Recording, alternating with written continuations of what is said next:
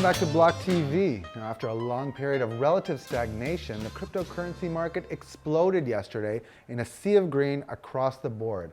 Totally $20 billion were pumped into the market in the course of 24 hours with nearly unparalleled volumes.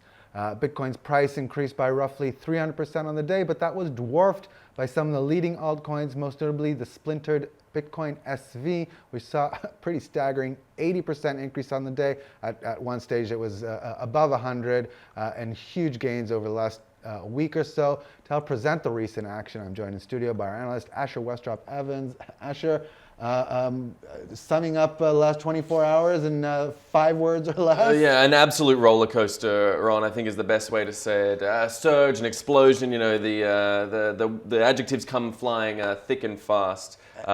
And it's been some time coming. I mean, if we look back over the last, 3 months, certainly, we saw, there was volatility occasionally, but it was that meme of everybody, Bitcoin, do something, right, and it did. Yeah, exactly. I mean, Bitcoin particularly was trading in this channel around the 7,000 mark, just really not taking any direction either way. Seemed to be, I don't know, maybe it went to sleep for the holidays, went off to the coast with its family. Christmas break. Exactly, Christmas break, however they want to do it. But now certainly the market has woken back up with a storm, and 2020 has already started off as a dramatic time.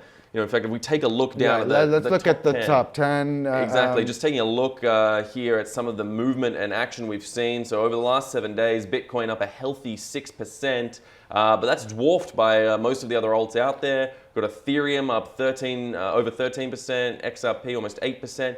Then, of course, the big daddy of the big story of this week, I guess, Bitcoin SV up 206.5%. Right, and there's the theories of why this happened are more convoluted than we're going to get into right now. But this coin, controlled and backed by self-proclaimed Satoshi Nakamoto, Craig Wright, up staggering.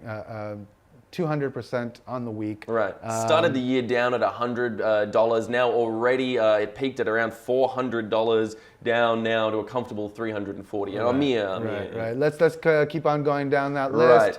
So Bitcoin Cash, another healthy mover, up 36%.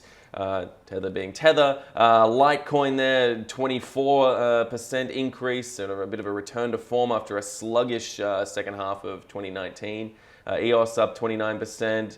Binance Coin 10, Cardano 9, and interestingly, if we go down the list as well, down in 13th place ranked overall, Dash up also 110% on the week. So an interesting mover there, but shaken nonetheless. Incredible. Now, if we want to zoom in a second on Bitcoin, that's kind of the standard. Over last week, or more accurately, last week, it was all driven by news, right? We saw a tight correlation. Bitcoin and several other safe haven assets. It got everybody talking about, hey, this is Bitcoin behaving like a store of value, as many see it to be. But we can throw that out the window at this point, right?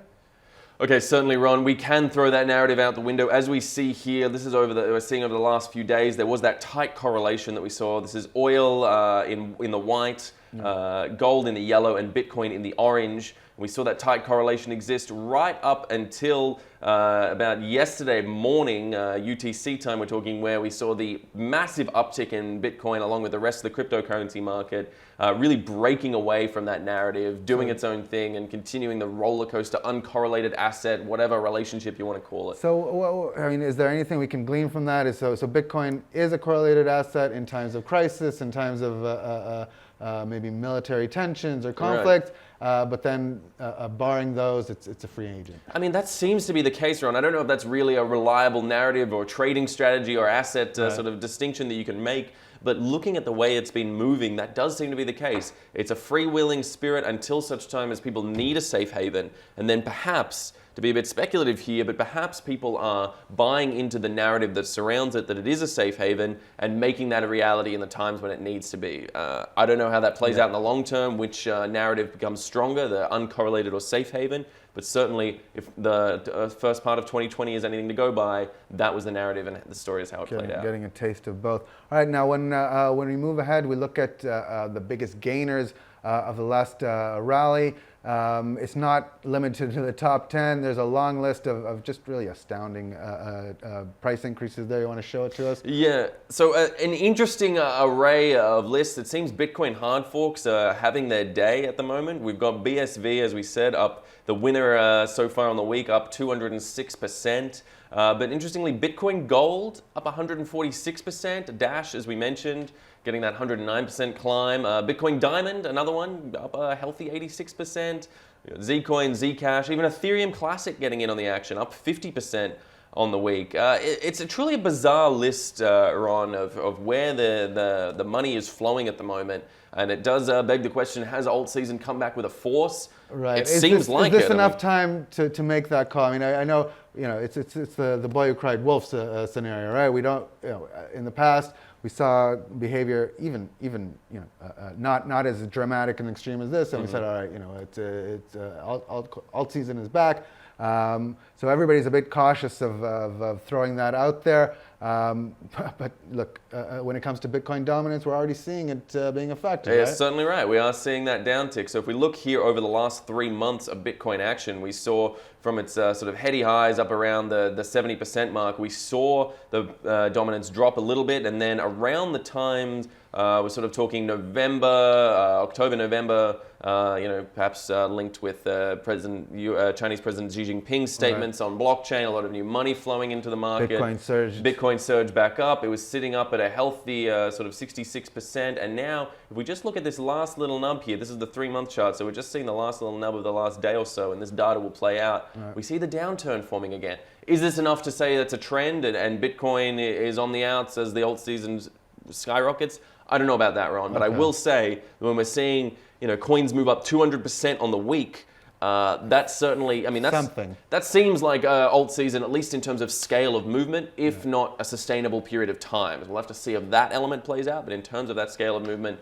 certainly we've seen enough to say, in my opinion, that there is somewhat of an alt season going on right now. All right, so this is also kind of a call it by the hour routine. And already we're seeing the heat, shall we say, the burners cooling down a bit. That surge, that rally couldn't last forever. So already we're seeing some slight corrections. We're seeing some lower volumes, lower volatility.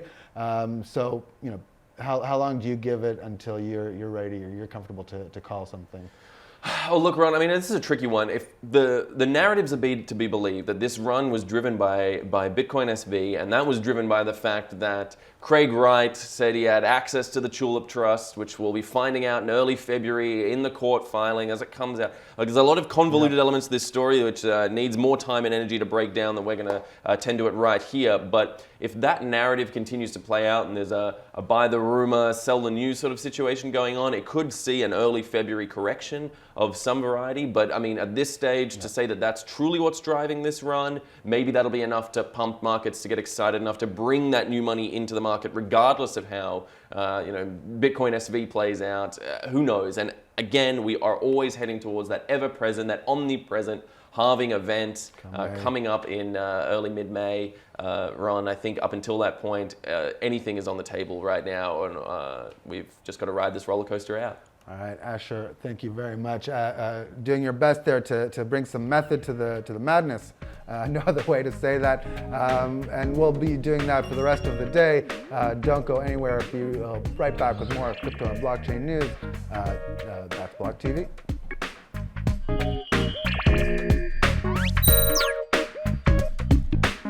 For more news and updates, follow us on Twitter.